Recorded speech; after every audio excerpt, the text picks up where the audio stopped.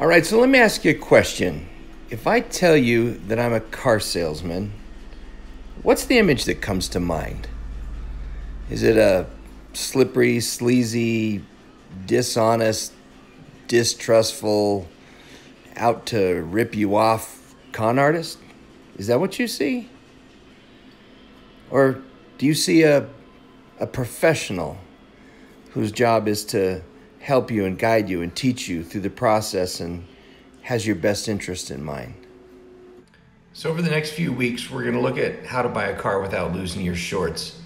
We're going to go through and understand what the role of the salesperson is and what you can expect from them. Also going to help you understand what your role is and how you can be best prepared to go in and make a good car deal, one that is going to be steered in your favor. So now episode 1, before you go shopping, you got to get your money right.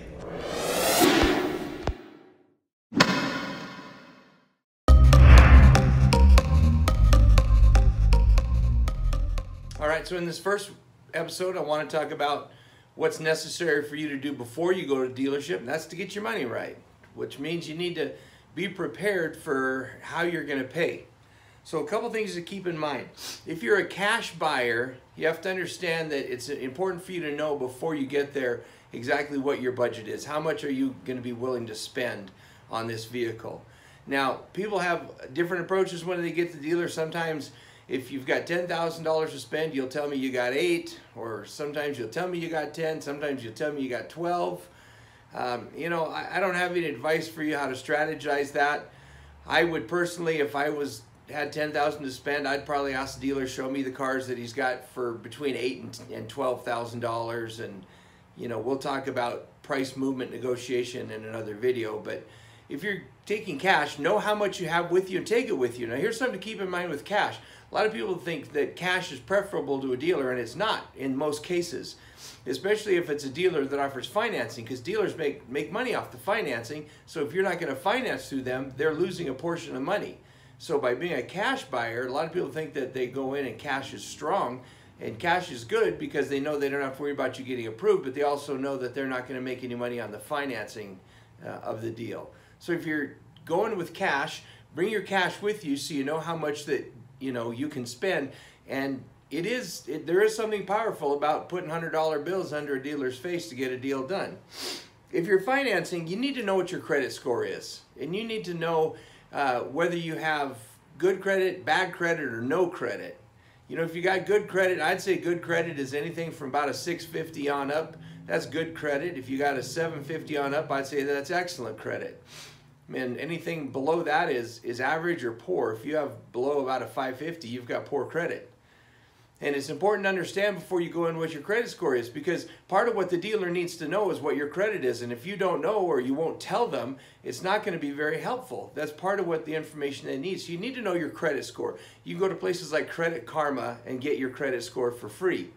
Now, if you have no credit, that's not a bad thing all the time. We have a lender that we work with that gives loans just to people that have no credit to help you get started. And you can do it with no consignor as long as you're 18 years old or over, have a steady job, and have the income to cover the debt. So you need to do your research and know in advance what your credit score is, because credit score makes all the difference in the world. The kind of rate that you get on your funding, your financing, is going to depend on your credit score. I would say also, if you're working with a particular bank or lender or credit union, it's worth your time to contact them and get pre-qualified before you go in. Contact them, fill out the application, find out how much would you loan me, just in general. Am I qualified for 10,000, 20, 40, 70? What's my spending limit? And what kind of interest rate am I going to pay? And what will my payments work out to be?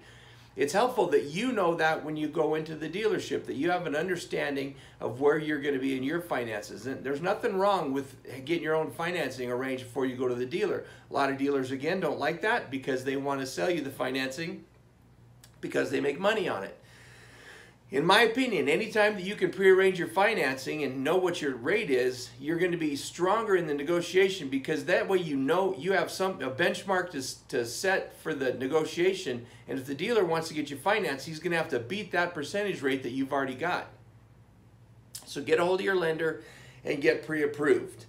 And then you need to know your price range that you're comfortable in. Whether it's you're a cash buyer and you know that I'm comfortable up to $40,000 or $10,000 or $3,000, or you're a finance buyer knowing you're comfortable up to $300 a month or $500 a month or $1,500 a month.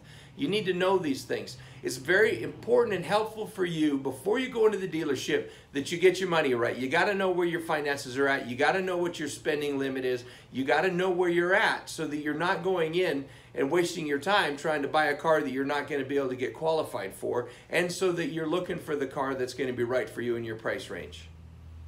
So step number one in how to buy a car without losing your shorts: get your money right. Figure out your funding, figure out your allowance, figure out your spending, get pre-approved, so when you go in, you are now shopping with wisdom. Okay, in our next episode, we're going to talk about one more piece of homework you have to do before you go shopping, and that is to know what you're looking for.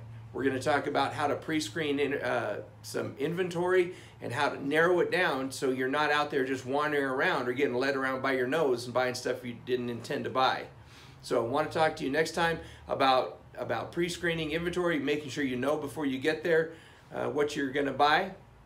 This is how to buy a car without losing your shorts from Brian, your Cowboy Car Guy at Performance Auto Sales, 5002 Laurel Road. And you keep in mind that you can always trust the cowboy. Thanks, guys. Talk to you soon.